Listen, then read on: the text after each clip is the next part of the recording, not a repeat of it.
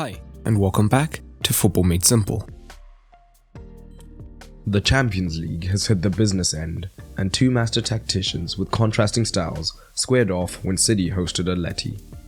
City came in as favourites, and in the end they did come out on top thanks to a De Bruyne goal, while Atleti were barely a goal threat.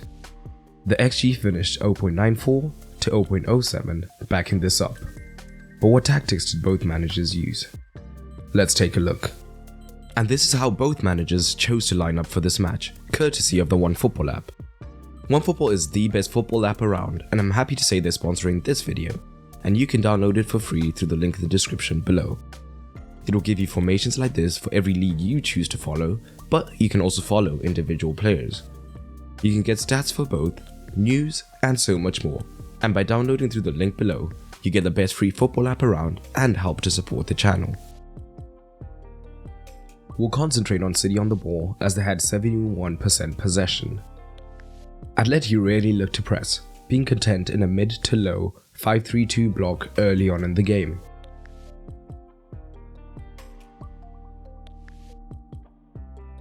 Expecting this approach, City adapted quickly.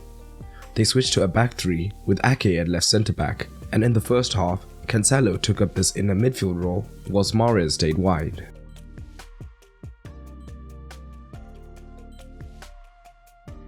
And Atleti looked to protect this crucial part of the pitch, called Zone 14, by keeping the two forwards extremely narrow, and the midfielders narrow as well, making it difficult to find Rodri at times.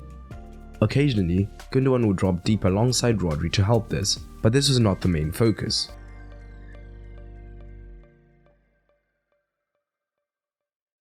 In the 5-3-2, Atleti would only have one man wide on either side, so City looked to take advantage of these wide regions. Gundogan and De Bruyne could be split on either side of the pitch, looking to make 2 versus 1s with the fullback.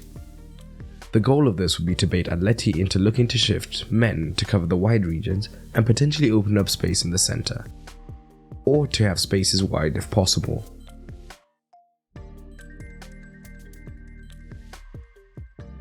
This could be exacerbated on the left by Ake pushing high, and on the right it would be Stones to push up to create a 3.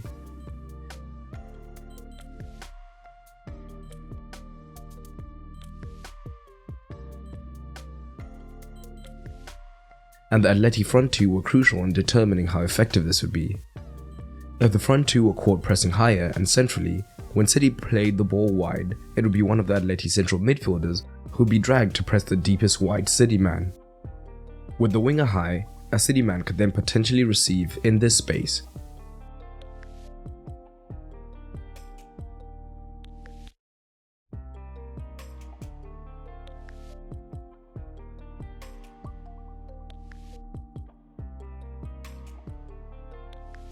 But for the most part, the front two were disciplined and looked to shift wide when the ball went wide instead, allowing the midfielders to remain one layer deeper and track the City midfielder who had moved wide, and this helped to prevent the overload.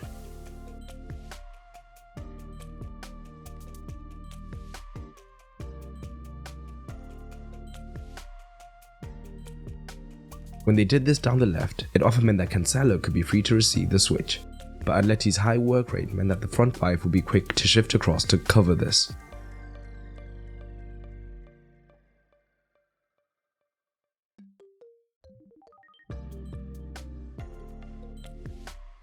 But City often found themselves struggling to create anything, so they soon switched their approach.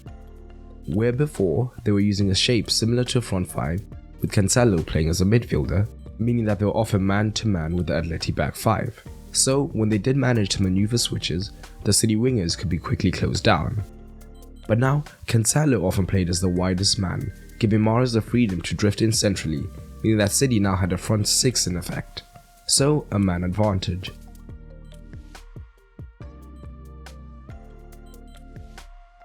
So Rodri and the back 3 were a clear build-up back 4, whilst the rest of the side attacked.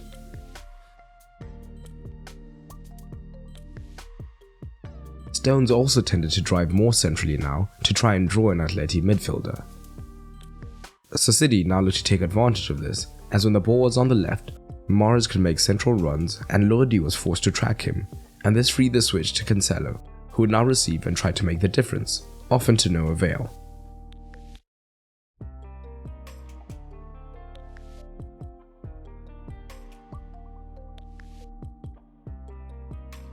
Another goal of this shape was that there were now 4 men central for City.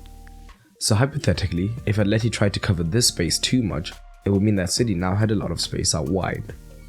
And if they stayed too wide, they had 4 potential options to find between the lines. But Simeone mitigated this very quickly.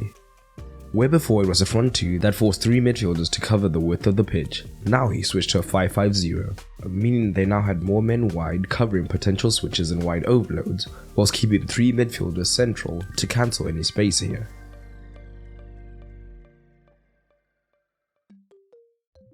Another thing Atleti did well is when the City men did receive between the lines, the centre-backs were quick to hop the line and apply pressure. So the City men always received with their back to goal, forcing them to play backwards rather than to turn and create.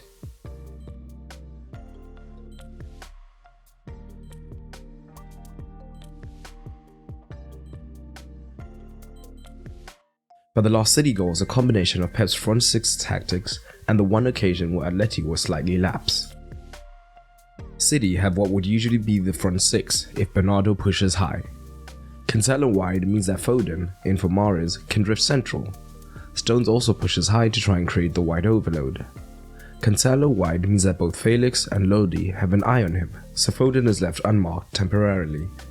KDB here means that Lodi is hesitant to press as aggressively as Atleti usually do, so it's now a rare occasion where the City man can turn.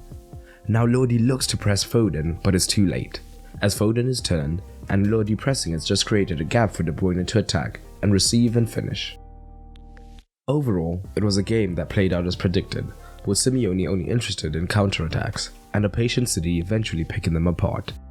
But it still leaves the tie in the balance, particularly with the abolishment of the away goal. So down below I want to know anything else that you noticed, as well as your prediction for how the second leg will turn out. And for the tactical score, it's an interesting one. One can argue that Simeone's game plan went almost flawlessly, aside from one lapse, limiting City to under 1 XG.